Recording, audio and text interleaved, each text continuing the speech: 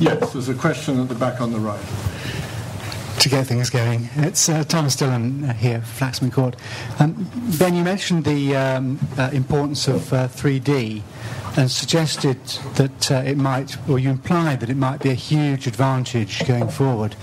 But if we revert to normal conditions and theatrical represents, say, 20% of the income of a conventional picture, I don't really understand why 3D will be so great, because if you get like a 15% increment on your ticket price on the theatrically or for home entertainment, you've got suppose that all your theatrical is 3D, well, you've got 15% more of that 20%, then until a substantial proportion of the home entertainment market is 3D, then really the maths don't seem to add up to me. And especially if your at PEV the other week, your statistics indicated that by 2014, only 7% of users, of consumers, would have a 3D compatible device.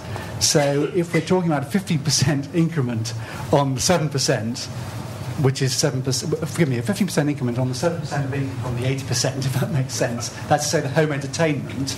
You're doing the maths, you end up with a tiny increase in revenue, like 3.5% or something like that. And it costs a lot more than that to make a 3D version rather than 2D version. So that was a bit long, but do you really think the maths add up for 3D being a kind of saviour for the industry?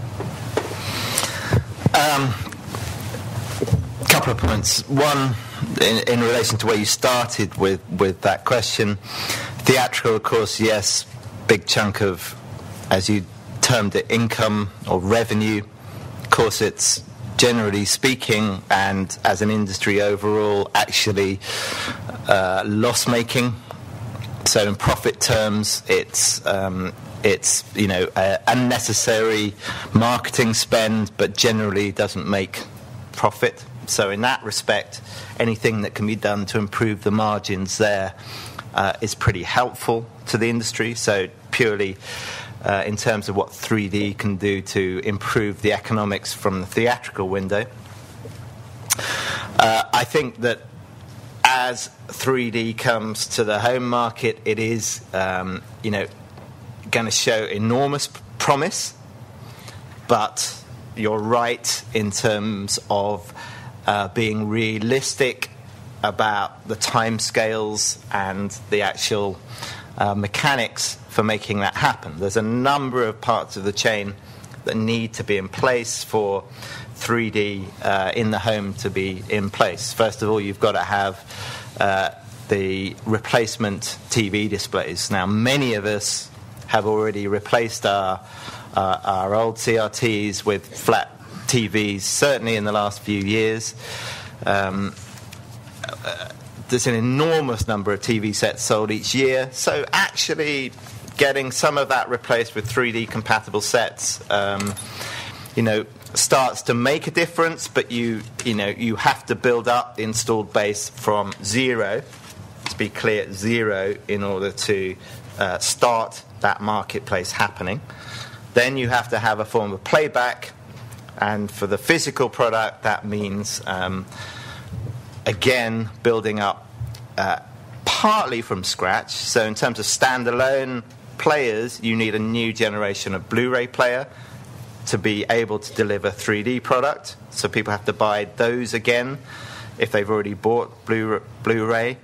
Apart from PlayStation 3, which is a tremendously flexible device, and I can see a representative from Sony looking straight at me, so I'm going to tell you how wonderful it is. But you can upgrade PlayStation 3 to be able to play back 3D Blu-rays, and so that installed base actually starts a long way ahead.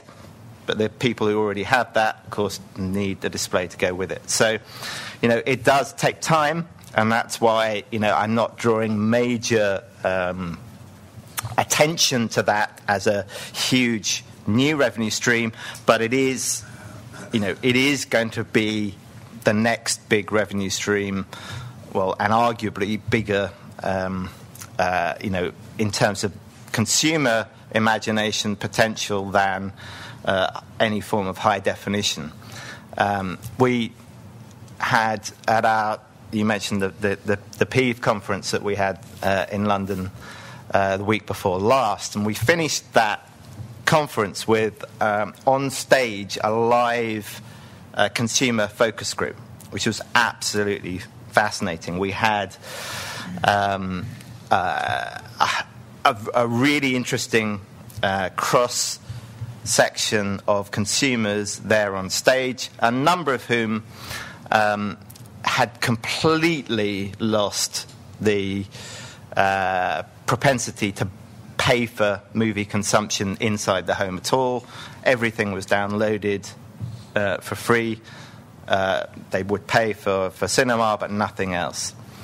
We showed them, all of them, outside in the lobby, the Sony 3D demonstration, and without exception, every one of those consumers were completely wowed.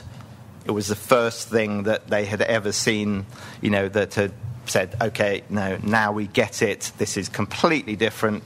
This delivers a compelling experience that goes well beyond high definition. And a number of them said, Blu-ray, we can't see the difference to DVD. 3D, they can definitely see the difference. So it's coming. Ben, thank you very much. There's a paper that gives the main summary of, the main points of what Ben has just said this morning in your pack. And there's also a paper on VOD that Ben did for Council some months ago in the pack as well. Fiona, we're running a bit late. Is there time for one more question? Fiona thinks there maybe is time for one more question. There's a question, I think, at the front on the left.